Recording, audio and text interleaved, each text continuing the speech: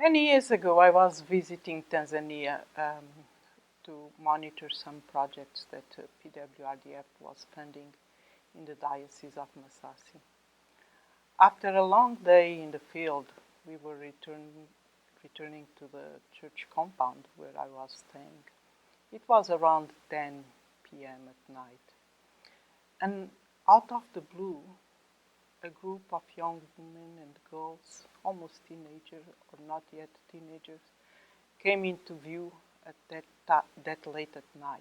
It was in the middle of the savannah, in the middle of nowhere, and my first question to partners was, where are they coming from so late at night?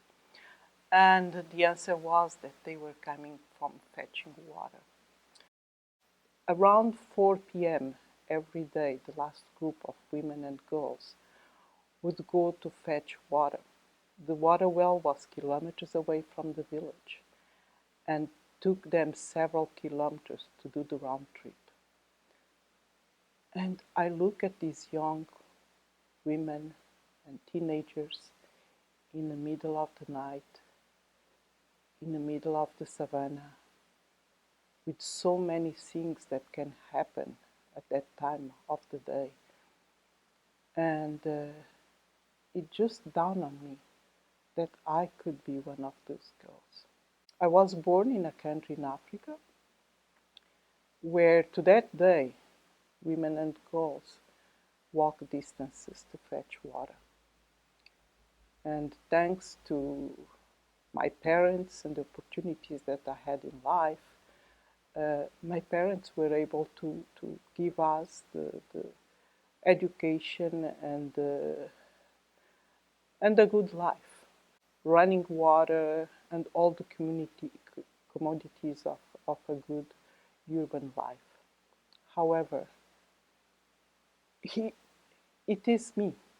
In some ways, those girls represent me and so many other women and girls through Africa that to that day have to do that. And water is the most basic human need. You have to go and fetch water.